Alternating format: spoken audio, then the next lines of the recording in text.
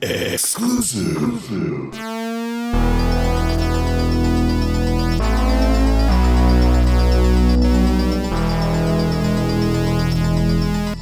Hey guys, it's your favorite final girl, Emily, coming at you in a new episode of Gag Me with a Knife, a weekly podcast where we dissect, disembowel, and shred the best and worst slasher movies. This is a special episode that will not be following our normal structure as it is a YouTube exclusive.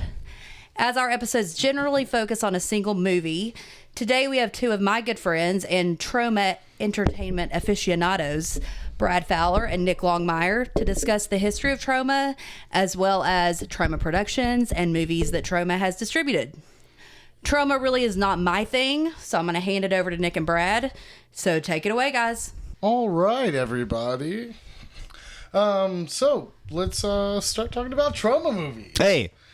Nick, this is what we talk about all the time. So this shouldn't be too make a living of it, man. Yeah. Yeah. Troma movies, that's something like near and dear to us. We talk about this all the time. Like, man, Troma markets itself as movies of the future. And whenever I first heard that and first saw it as a teenager, even though I'd seen a couple Troma movies without knowing about the company, when I was a kid, I was like, yeah, I agree with that. It was like, there's nothing like that. And I've been violently attacked because of that, and I can vouch for that later. We'll get back to that. All right. So let's talk about us for a minute. We've known each other for a long time. Kindergarten, man. We're going on 30 years now, but I think it's 30 years, dude. We're 35. Mm-hmm. I'm pretty sure. Yeah, 30 years now. So the thing that one of the things that made us fast friends real quick is we had both seen the Toxic Avenger by the time we were 6 years old. Yeah. Well, the thing is a lot of people deny it, and the thing is most people saw that until they don't know what it is until they realize what it is, and then they most people our age are like, yeah, I remember that, but I don't think many people took to it. No, I don't. I think so we were the ripe age for the Toxic Crusaders, which was the Teenage Mutant Ninja Turtles ripoff that Troma produced. Mm-hmm. And we were young enough to get in that craze. We had the action figures, we watched the cartoon, we collected the comic books, we loved the Toxic Crusaders. So we both went to the video rental store separately. Saw the Toxic Avenger. Hey, that's Toxie. Our parents rented it for us, and we saw not knowing what it was. Yeah, and that is not a movie for a 6-year-old. Well, I remember holding my Toxie action figure from the Toxic Crusaders line of action figures, and that's why it got rented. And then I remember my dad never really censored us much through anything. And I remember watching that, and through the first 15 minutes, which it doesn't even take 15 minutes, but my dad was a pretty leisurely guy with that stuff. He said, I don't know if you and your sister should be watching this. And that's all he said. And it stuck with me for a long time. Mind you, I didn't connect with Troma for a long time again until high school, but we'll get to that again. But yeah, and it's also that was the age of rated R. Yeah, toys. Vestron video shit. Yeah. Well, I mean, just rated R toys like Police Academy toys. Oh yeah. I remember the Bobcat Goldthwait toy. The Bobcat his pants would drop down and stuff. Yeah. Yeah. I looked that up the other day, actually. I remember that. Want to see them boxer shorts again. Yeah. But it was a weird time. But that's kind of how we got into it, and then eventually. We were talking earlier, I thought I gave you the Blood-Sucking Freaks VHS first, but you're telling me it was Terra Firma. No. Okay, so we were in marketing class in high school, and you gave me a copy of Terra Firma. Sorry. But you had been talking about this stuff, and I was like, okay, yeah, I'm into it because we've always had similar interests. And you gave me a copy of Terra Firma. And so whenever I opened it in marketing class, I saw all this catalog of movies, and there was like so much stuff that I just couldn't believe had ever been produced by any means. And one of the first things I saw was the Toxic Avenger, and I was like, well, like, I know that. And then I scrolled down, like, in my eyes, and I saw Rabid Grannies, and I was like, I know that too. And the thing is like, after that, it was like, that was the beautiful thing about Tromas. If you get a Troma DVD and you look through the catalog, if you're a fan of any kind of whatever cinema, yes, very, very, garbage cinema or whatever, you can totally be like, dude, this is what I want in my life. Like stuff like Surf Nazis Must Die and stuff like that. There's just Redneck Zombies, all that stuff. There's just there's no end to it, because they've produced so much stuff that doesn't make any sense, that should be a movie at all. But Terra Firma was the first thing that you gave to me, and it like I said, it made me revisit the Toxic Avenger, which I had always been very, very close to. Like Spider-Man and Toxie were my heroes. Those were my heroes. And but no, it was a wonderful thing. And you gave me Terra Firma, and it changed my life. And Terra Firma is one of the harder ones. And we got very into it after Terra Firma. I think Terra Firma is a good start going into the next section of the podcast, because Terra Firma is a Troma movie about making a Troma movie. Yes, yeah. But let's talk about Troma's beginnings. Troma production started, or Troma Entertainment started in 1974 with Lloyd Kaufman and Michael Hertz. Yeah. And I believe the whole attempt at their production company was produce wild ass movies and distribute really good independent movies. Yeah. And they turned into the successors of Roger Corman throughout the 70s and 80s, to where I feel like they carried the torch, because they start picking up movies to distribute, like Blood-Sucking Freaks and stuff like that. But they're producing movies like When Nature Calls and Squeeze Play, these sexploitation movies. Stuck on You, the original one, which the Greg Kinnear, Matt Damon one was not a remake, but Stuck on You was an amazing little like sexploitation film. Mind you, it's got some like hot and heavy scenes, but it's mainly like a romantic comedy disguised as like smut.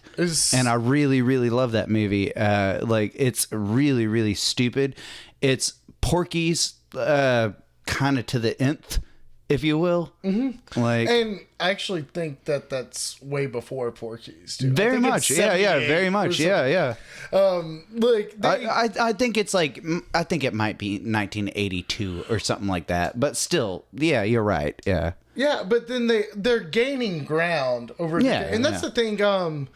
I don't know much about Michael Hertz's history as much as I know about Lloyd Kaufman, and Lloyd Kaufman's history is weird and deep. Dude, to tell you the truth, the only thing I know about Michael Hertz is he played one of the Cretans in Class of Nukem High Part 1, where he's the dude with the like hair coming off his nose and his like face. He's the teacher that becomes a Cretan.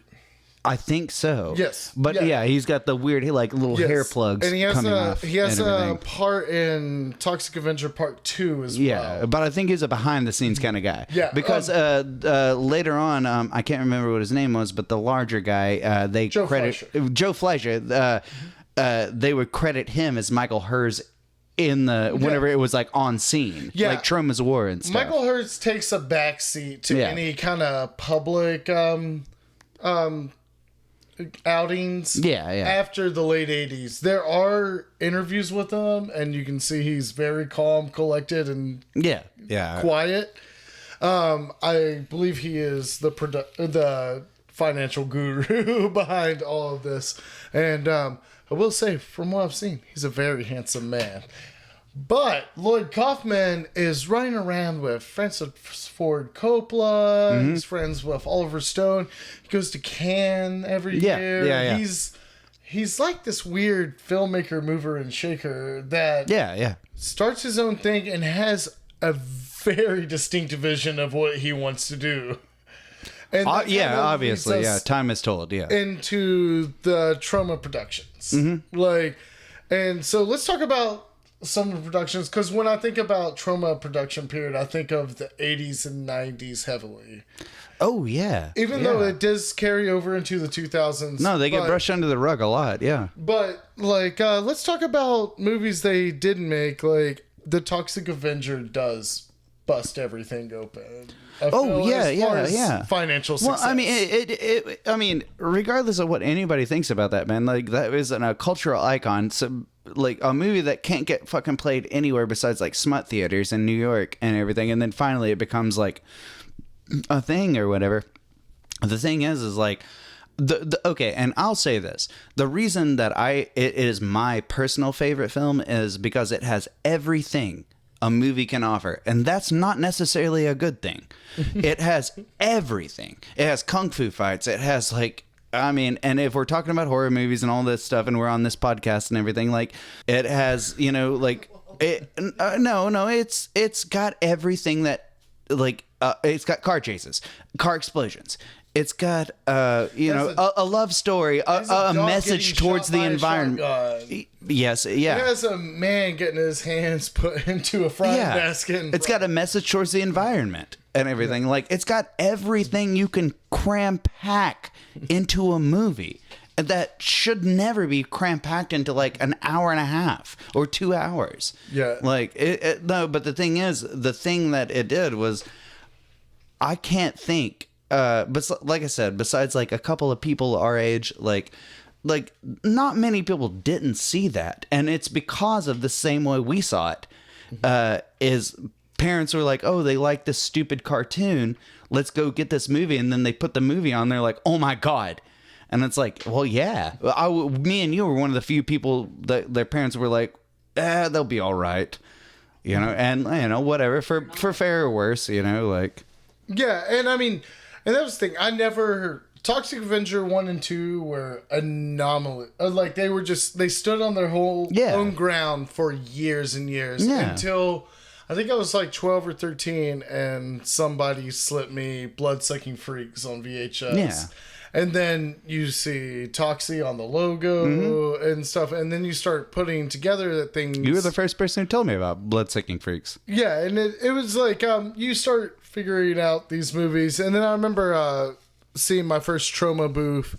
I was at a Warped Tour, Nick. Yeah. I remember you told me about that. I was at a Warped Tour in 2000. No, we'll get back to that, because this led us to go to Troma Fest. We'll get back to this.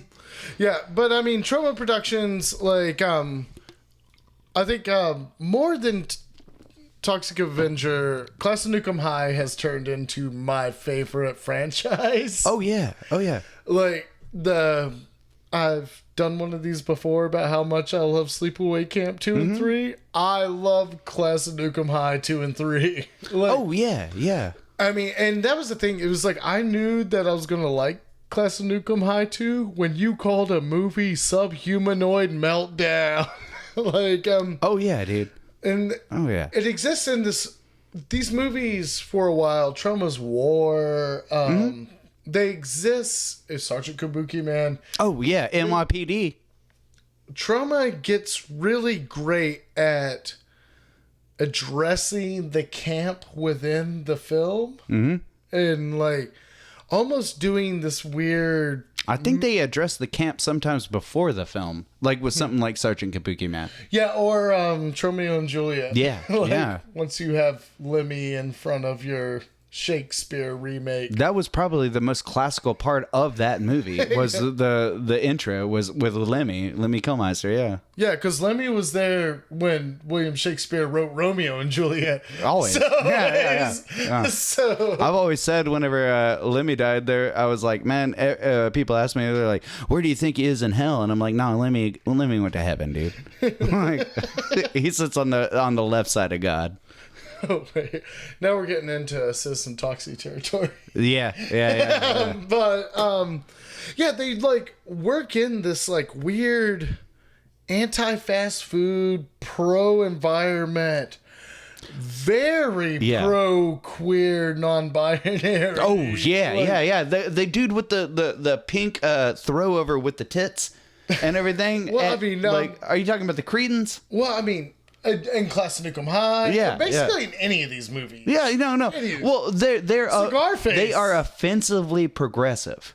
Yeah, like, and mind you, the thing is, people could take offense to them, but I guarantee, Troma is for, like, and I'm not trying to be like, not trying to date this shit.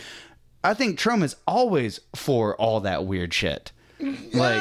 Yeah, well, I don't think it's like they're all for that weird shit. I think that they understand. My favorite. What I'm trying to say is my favorite Cretan was even though he didn't have a lot of screen time, was the little guy with sunglasses and the curly hair with the pink throw over and the boobs that was pushing everybody around, and I was like, man, that's fucking hilarious. Yeah, but I mean, if you go over all these films. Yeah. Like, there's a very big history of transgender and people of color and all that, to where it wasn't the norm. Yeah. Especially in independent films in the 80s and 90s. Oh, the way that you like, people try to push towards the mainstream. Usually... Oh, cigar face from Toxic Avenger. Like... Yeah, he's wearing a tutu as well, right? No. That's Nips. Okay. There's cigar face, lips, and nips. All right, lips and nips. But yeah, and then it turns into this. Oh no, I take that back. Nux and nips. Okay, I apologize. Okay. I apologize. But Troma Productions eventually, like, it turns into this thing where it's terra firma, and they put the mirror on themselves. Yeah. And then you get into stuff like Poultrygeist, Tromeo and Juliet, and everything. Like a Troma production feels like a Troma movie in a way that there are so many Troma movies. Yeah, a Troma production is. Like, a Lloyd Kaufman movie feels like a Lloyd Kaufman movie. Yeah. You can, and especially by the patented car crash that they've used in every production since then. Yeah, the car flipping over over. The stock footage shit. Yes. Yeah. Sometimes it's a family driving it. Sometimes it's a pack of criminals driving it. It doesn't matter. It's the same thing. It will always. It's the same clip. It's wonderful. I love it. Yeah. But they, like, the productions themselves create this sentiment that's like, oh wow, like, you're never, once you get used to that you're watching a Troma movie, you don't get surprised what you see in a Troma movie, right? Like, sometimes you do. I mean, it depends on how well versed you are on that stuff. If you're just like entering the catalog and you're like 20 movies deep, like, you will get surprised, but if you're like 60 movies deep, you won't get surprised.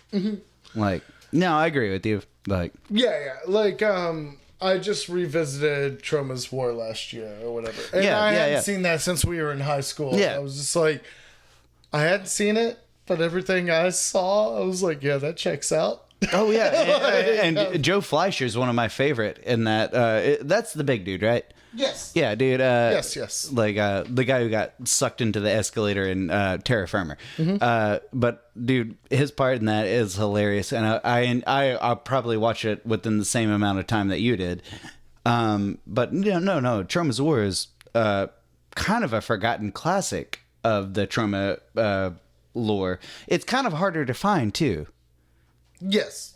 Like, I just don't think it's ever been. You'll find Toxic Avenger, Class of Nukem High, or something like that a lot faster than you'll find Troma's War. And it's, there's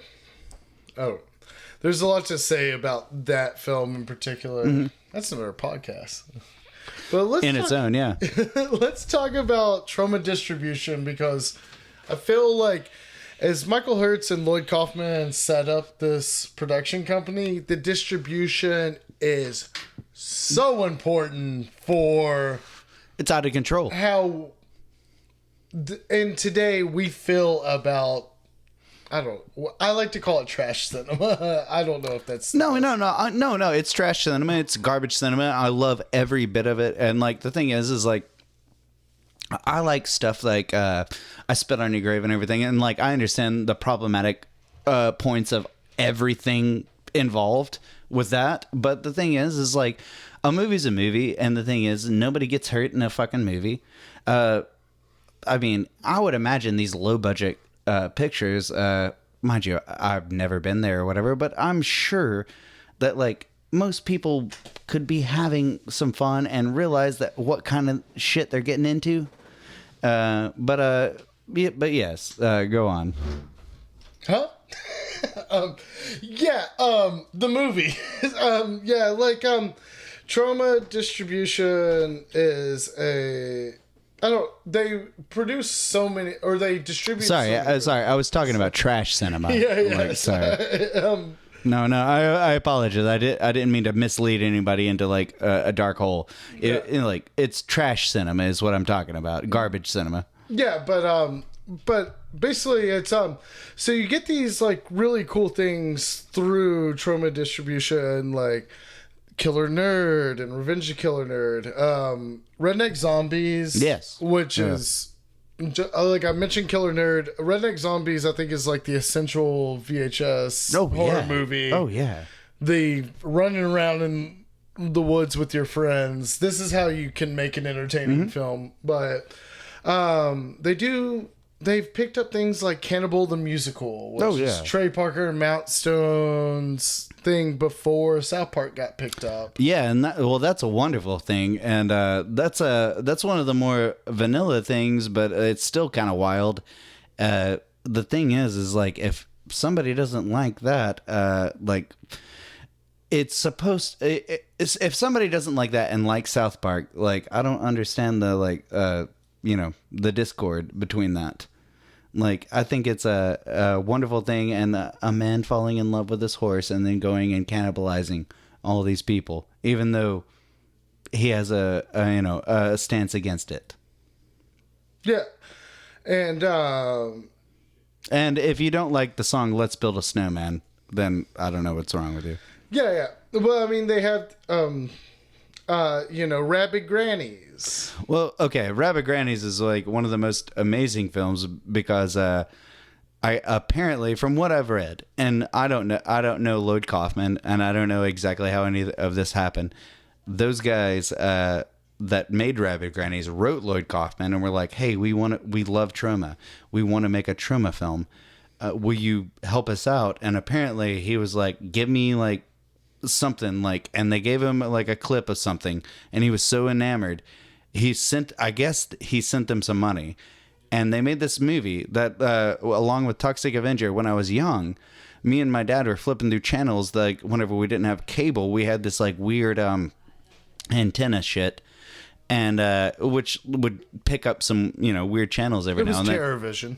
Was it? Yeah. Well, something like that, and I saw Rabid Grannies when I was like 12 years old, and it was the wildest shit. But apparently, Lloyd Kaufman was just like, "I love what you're doing. Keep doing it. Here's a little boost." And they made this crazy movie, and I don't know if they're like Bavarian or something like that, or like German or what. I don't know how, but they're not from America, I think. Mind you, I haven't done too much research on it, but it is a great fucking film. And it is what they do what they, man. I like that. I didn't do too much research, but Bavarian was the first place you went. No. It's from the Ed Wood, man. Like, you have to be Bavarian. It helps if you're double jointed. All right. So Bavarian, do you think that's where that guy from Bloodsucking Freaks was from? Bavaria? Oh, Sardu? Sardu. Oh, man. Sardu the Sadist? Is that what it is? Yeah. Sardu the Sadist.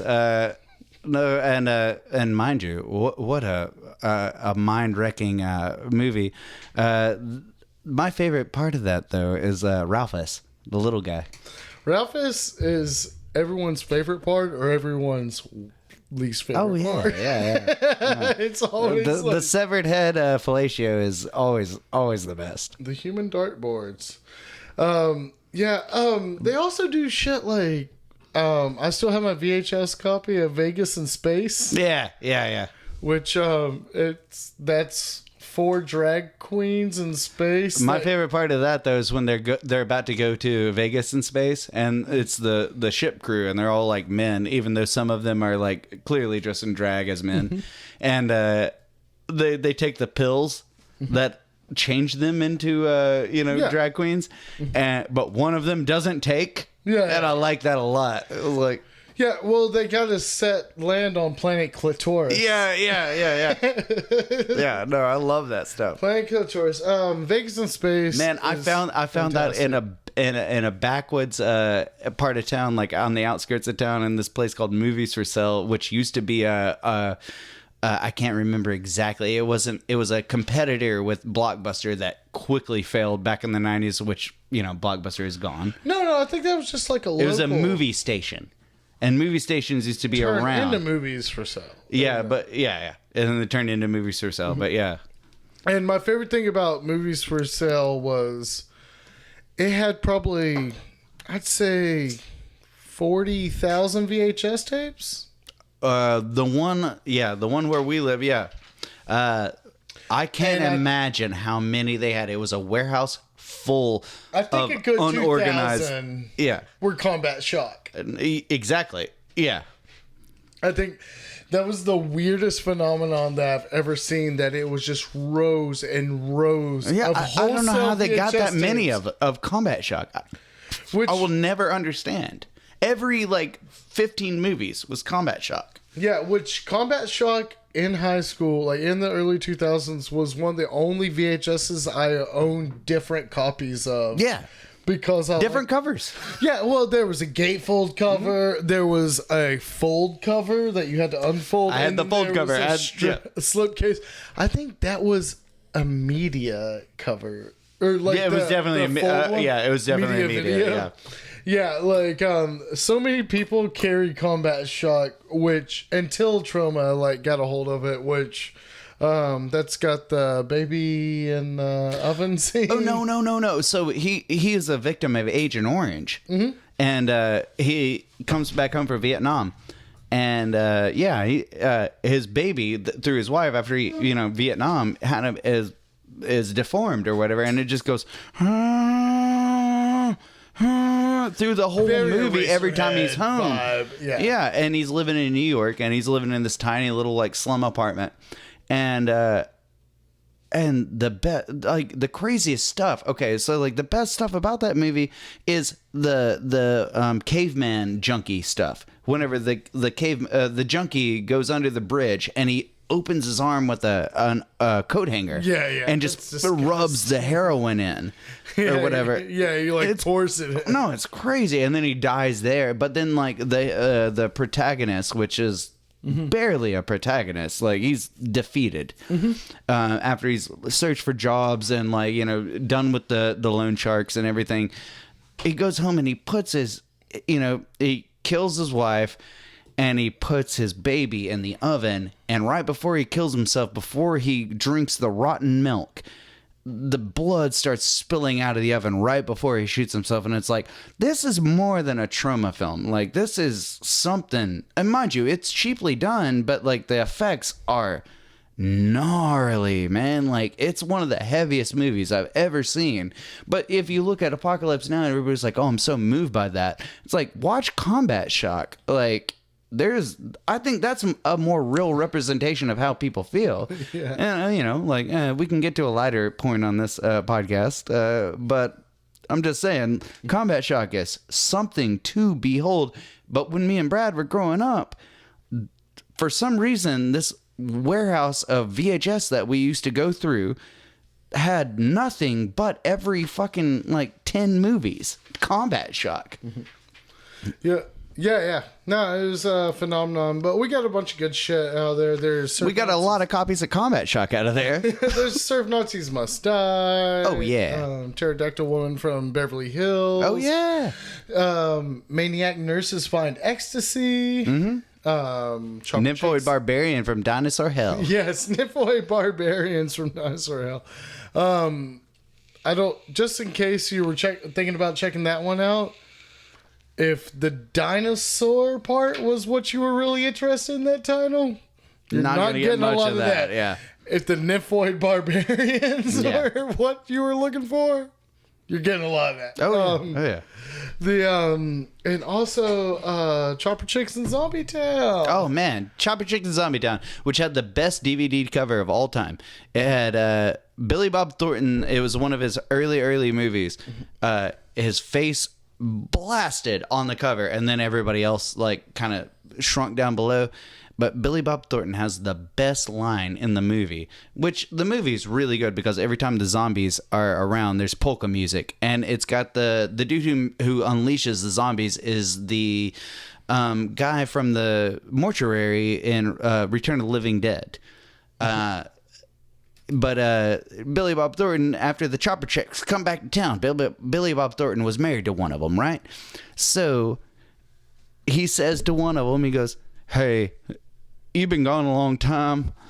I haven't like really been with a woman since you left." And she goes, 8 years? Really? And he goes, "Well, a couple." And I was like, that's the most like that, like as far as an early role goes, that's really good. I was like, but the movie's really awesome. Some mortuary, again, the guy's working at a morgue, the same guy who works at the morgue in Return of the Living Dead. He just like lets these zombies out to polka music, and it's a wonderful fucking film.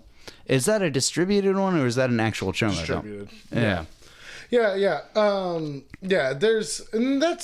do this a lot. They attach, the Carmen Electra part of Teenage Catgirls and Heat. Oh yeah.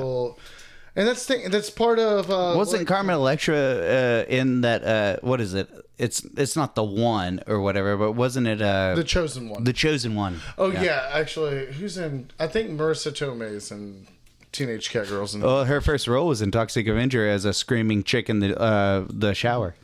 Yeah. In part 2, yeah. No, in part 1. In part 1? Mm-hmm. Huh. Tell me. First role, I think. Yeah, but that's like one of those things, like they'll always hold on to that they have movies with Oliver Stone cameos. Yeah. The rights to Sam Fuller movies, much like Roger Corman would hold on. He has the American rights to Fellini movies and stuff like that. These are movers and shakers. They've got friends and they choose to make the movies that they want to make. So it gets us to, let's wrap this up. And if we had one Troma to recommend to anybody, and why? And I'm going to go ahead and start with Terra Firma because it's the Troma to make about making a Troma. Yeah.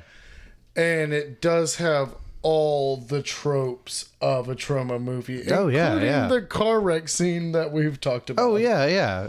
And no, dude, there's nothing like Terra Firma. Like I said, that was the movie that got me back into... back into that stuff because I didn't really... Like I said, when I was growing up and saw Toxic Avenger, I didn't, follow the, the company or anything like it. It's like Vestron Video or whatever. Like, I didn't really know exactly what was going on, but you handed me a copy of Terra Firma. And whenever I opened up the catalog, just when we were in marketing class, I was just like, wait a minute. I was like, all these movies. I was like, wait. And then, so it got me to seek out, all this shit. But I will say... as far as something to get somebody into Troma, beyond Toxic Avenger, which is the start of all of it, I will say Tromeo and Juliet, which is the funniest thing I've ever seen, which is if nobody that is listening, if anybody's listening or whatever, is obviously it's Romeo and Juliet, but it's Troma's version.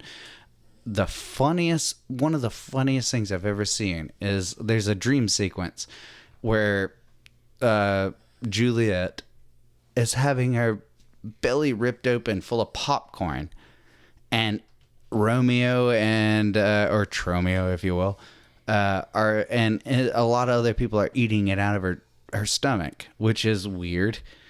But she wakes up screaming, and her dad, which is a Capulet, if you follow any of that stuff, the immortal bard, to hail Scott Ackerman,